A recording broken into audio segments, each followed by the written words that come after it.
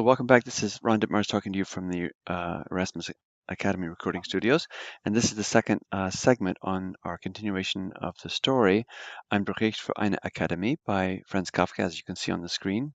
This is this cover of one of his books, and this one here is a sort of another cover, a little bit quite different, with his portrait there and some some symbol of the story.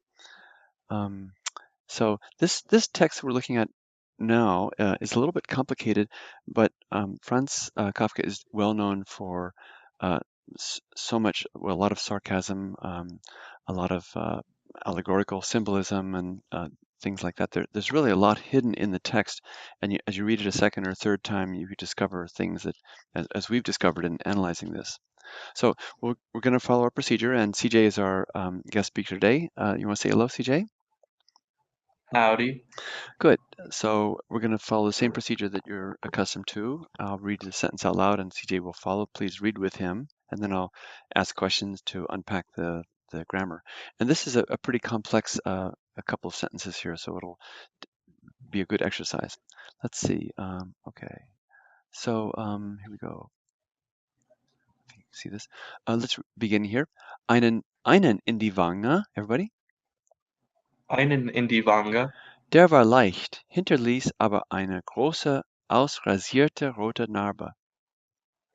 Der war leicht, hinterließ aber eine große, ausrasierte rote Narbe. Good. So you have to really pick up, see the context in the prior sentence, which means I received 2 hits, and then I received 1. So this is the direct object of this verb, the prior sentence. So I received 1. This is actually in die Wange is the accusative, directional accusative, showing direction to which. So I received 1 in the cheek, and then let's see. What is der referring back to, CJ? Well, einen and then Schusa. Good, yeah. So it means one hit, which is masculine, and this is the accusative, so it's actually, its antecedent is einen. That one, i.e. that one hit that I received, was light. Our English word light comes from this German words. Going on, hinterließ comes from what verb? Lassen or hinterlassen. Good, to leave behind. So it, and you have to actually supply a subject here. You have to supply it. It left behind, and direct object is? That would be Narbe. Yeah, which is Eine Narbe. a great um, raised out or raised out red scar, but it left behind a large you could say actually shaved out red scar. Going on, D, and what does D refer back to? Die Narbe. Yeah, die Narbe. Okay, I'm going to erase this. So do you want to just do up to die Narbe? Just translate that. Sure. One in the cheek, which was light, left behind, however, a great carved out red scar. Good. Okay. So going on now, this is a complicated sentence from here going forward. So we're going to analyze this step by step so you can see how to take it apart. First of all, what does the D refer back to? What is its antecedent? Die Narbe. Yeah, the scar, which, and then going all the way down to here, where's your verb complex? Eingetragen hat. Good. I don't think we read that yet, did we? Let's read it together. Die mir den widerlichen, ganz und gar unzutreffenden, förmlich von einem Affen erfundenen Namen Rotpeter eingetragen hat, that whole thing. Die mir den widerlichen, ganz und gar unzutreffenden, förmlich von einem Affen erfundenen Namen Rotpeter eingetragen hat. Long sentence. Okay, so we're starting with this one, which is the subject of this relative clause, which, and then where's your verb?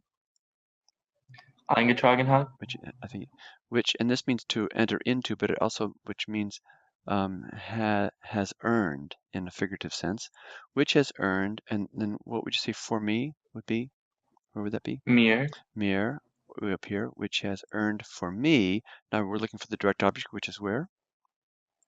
It would be den Namen. Yeah, all the way. So here's the definite article for the direct object.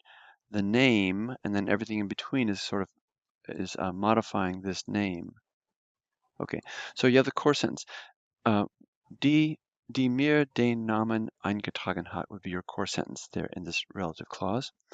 Now we're going to look at some adjectives here. Widerlichen is repulsive. Just we indicate adjectives with these dash lines underneath, which earn for me the repulsive, entirely, and indeed.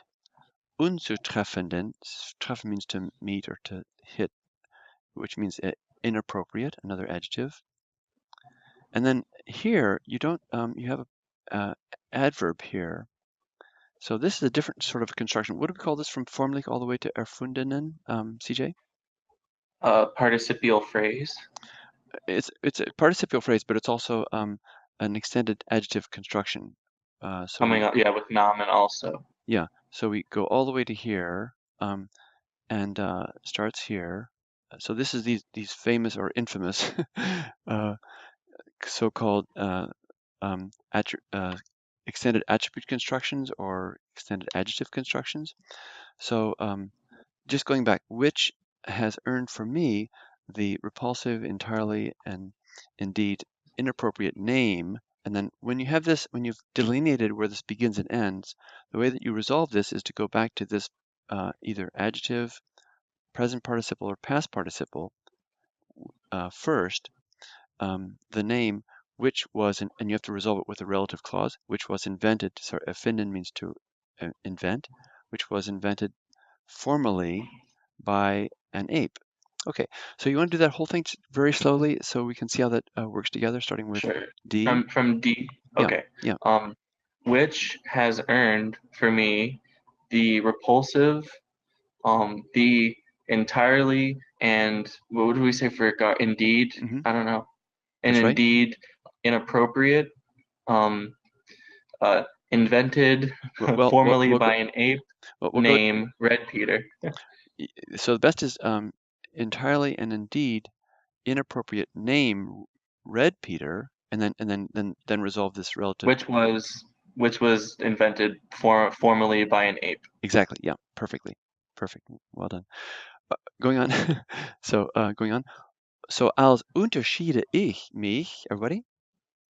So als unterschiede ich mich von dem, sorry. Von dem unlängst krepierten, hier und da bekannten, dressierten Affentier, Peter, go ahead. So als unterschiede ich mich von dem unlängst krepierten, hier und da bekannten, dressierten Affentier Peter. Nur durch den roten Fleck auf der Wange. Nur durch den roten Fleck auf der Wange. So this is also complicated and requires a detailed analysis. So first of all, where's your verb there? So, I mean, unterschiede. Yeah, that's right. So this is a past tense because it's unterscheiden, to distinguish or to make difference, to show the difference. And this happens to be past tense from which the subjunctive is used. Subjunctive can either use the present tense or the past tense of a verb. So this is definitely subjunctive, as if I were to distinguish myself. This is a direct object here, as if I were to distinguish myself.